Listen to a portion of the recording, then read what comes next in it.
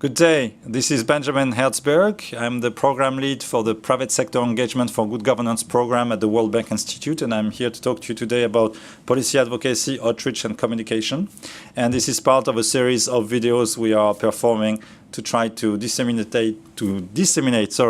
content online about the topic of public-private dialogue and the relationship between the public and the private sector. And we know that outreach, communication, policy advocacy are crucial, as a crucial role to the people performing public-private dialogue. And so that's why we wanted to talk to you about it. I'm bringing some content here, not only from myself and the experience I've had over the years, but also from colleagues. One of them is Kevin Sullivan, who is a policy communication specialist in Bosnia-Herzegovina. We worked together about 12 years ago. He's now a great writer, came out with a book called Out of the West, so you should go check it out on Amazon. Another person that we have content from here is Steve Rabinowitz from the Rabinowitz communication firm in Washington, D.C. He's also a policy consultant today, and he used to be the communications advisor to Bill Clinton when he was in office, and we have adopted some of his framework here. And we also have content there that was taken from a paper I wrote together with Alan Andreasen, who is social marketing professor in Washington, D.C. So we're talking about policy advocacy, outreach, and communication, and I want to start with a picture of my daughter, Anya, who is a great communicator. This is a picture of her a few years ago, and as you see, if you have kids, you know, kids are great communicators. They know how to get what they want. They know how to shout, they know how to please, they know how to cajole and get eventually what they want. And my daughter is a prime example of a great policy communicator. This is a picture of her and my son. And it's in our backyard, and you can see that my daughter, who is a little bit older on that picture, is having a great time enjoying herself on the swing, and she managed to convince her little brother to do all the work, which is to pull her, and he's not having such a fun time. You can see that in his face, but she found the right words, she found the right techniques to actually enroll him into doing something that he thinks is good for him, but actually she's the one having lots of fun. And so how does she do that? And how do you do that when you're trying to advocate for reform? How do you get other people to do something that might not be perceived by themselves as a primary interest at first, but then they start to perceive it as their primary interest and do something that's good for you and for the agenda you want to promote? So that's a question we're trying to answer. And, you know, I want to draw a parallel here between the public sector and the private sector, because when the public sector work, for instance, on the business environment reform, it goes through a process of a reform process. Like, we go through the diagnostic phase and then the solution design phase, and we implement the reform, and then people monitor and evaluate this reform. And I want to draw a parallel between this kind of reform process and a private sector, what's happening in a company process, where you have some research and development, and then we decide to do a product, and then the product goes into production. So we have to build that product as best as we can. And then this product is marketed and is sold, and then there is some customer support afterwards. And so you know that every single element of this chains are very, very important, but whereas sometimes the skills that people have in research and development, you know, are not the same, the skill of the people in the production facility, and very different skill from the marketing people and sales people, of course. Now, what we have in the public sector is that very often the people who are designing reforms are also the people, quote unquote, selling the reform or working on trying to convince people that the reform is good. So it's kind of having different kind of skills doing different kind of functions. Imagine if you were to go to a car salesman shop, for instance. You go to a car dealership and you walk into there and you want to buy a car. And imagine that instead of getting a salesman that tells you, well, this is a great car for you, you can bring your family and you can also go, you know, off track and on a fishing trip with your with your friends, and but your family will be safe, and your wife will be able to do such and such things. You know, all the stereotypes you can think of that the salesman will bring to bear in order to sell you the car. Well, imagine that instead of that, you're getting someone in a white blouse, in a white coat that comes straight from the R&D lab. And when you walk to the dealership, you have someone explaining you, well, the brakes work in that fashion because I designed this very specific software that can contact this and that part of the car. This will not speak to you as a buyer. You probably won't buy that car. It won't appeal to you. Well, what you see in the public sector is you have a lot of people who are the policy specialists working on why the reform is good and massaging this reform and trying to make it happen. They're also the ones that are involved into the implementation, into the promotion of that reform. And you have skills here that we need to upgrade a little bit in order for this to be able to be convincing and for this eventually to work. The implementation is a part of the reform process where often you have great reform ideas that come in, but they don't work because they haven't been sold properly. People haven't been convinced that they should be engaged with that reform.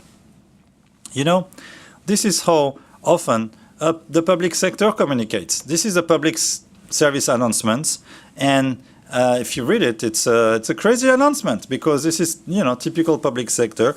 This is what to do if there is an emergency alarm, you know, sounding in a building, you know, turn on your radio or TV, and first the alert siren signal will be steady, a 3-minute tone, and then it will be doing this and then doing that. And if this happens, this is the behavior you need to have. So by the time, of course, you read all that information, you're like, you know, it's too late. Typical public sector communication, too much detail, too much information, it's confusing, you don't know what you have to do, and it's not like snappy. Let's look in comparison the way the private sector communicate. Here is an example of private sector communication. There is very few words. They want you to buy a watch. And here, it's not written, this watch is a very good watch, you will have, you know, always the time. You know, a watch is a watch. I have one. It costs probably, you know, 1,000 times less than the one that's advertised here. But here, they're communicating on the ID. If you buy the watch, you buy the James Bond look, because you got Daniel Craig here on the picture. And if you buy this watch, you'll be assertive. You'll have a cool look. You'll be at the forefront of technology. So they associate with something, and they try to communicate about it in a way that's very snappy, and that's nothing to do about the watch itself. It's all about what the watch represents. Here's another private sector communication. So here, people sell car. But if you look at all the photographers, probably you're not sure that they're actually looking at the car. They might be looking at the ladies next to the car. And why did that company put ladies next to the car? Is because they're appealing to the worst instinct of the people who want to buy the car. And it's not something we endorse at all, but that's how some private sector companies communicate. And if you go to car trade shows, that's what you'll see. And you'll see that what's happening there. Because people are saying, if you buy the car, you might get the girl. If you buy the car, you'll be handsome, rich, you'll have a lot of success, everything will happen to you, and your life will be different, and this is a beautiful thing that will happen to you. So people appeal sometimes to very good instinct of people, you know, instinct of adventure. Buy the watch, you'll become James Bond sometime, to the worst instincts. Buy the car, get the girl. And they just have no shame in doing this, because what they want is they want to associate the product with values, whatever the value is. Here is another one, Coca-Cola. Why do you buy Coke rather than another fuzzy drink? There are so many, you know, brands of sodas out there. Coke is okay, but, you know, is it the perfect one? You know, it's not about the product. It's about the perception people give you about the product. So here you see, if you buy the Coke, you'll get, you know, the music, you'll get the youth, you'll get the craziness, and this is an outlook on life. And that's how the private sector communicates. Not about the product, about the values around the product. Now, some governments know how to do that pretty well as well. And they've learned from that. It's called social marketing. It's a way to use marketing techniques to drive social change and behavior and adoption of behavior which is going to be better for society and for people. So here's a government that communicates on driving under the influence of alcohol. They decided to put a pretty gruesome image of someone's face under a car to say, don't get a permanent hangover. Because if you drink now, this is what might happen to you. Every drink counts. So they have a short, snappy slogan. They have a picture to make you remember something. They communicated about the value, and they try to go at the core of your value, about saving a life, about the horror. So they call into the core value of people. The same thing that other people do with the other pictures I showed you. The youth wants to, go crazy and have fun. The person that is in mid-40s, he has image of what he could be, a James Bond and all this, so he buys a watch. The other wants to actually get the car, because maybe there is a different life behind it. So basically, all this is about the transfer of information. You transfer of information, you have an information, you have a product, you have an idea, you want to communicate it to people. How do you do it? Very often the public institution explains things, whereas the private company sells something. And so the question I'm asking to you is, if you're involved into a public-private dialogue today, and you have a pool of reforms, a pool of actions that are proposed, and then you have to make those actions happen, how do you transfer that information? How do you communicate about the content of those reforms in a way that's going to work, that's going to make people want to do them? That's the question we're asking. We have to go from a situation like in these old classrooms where you had a platform and the teacher was on top.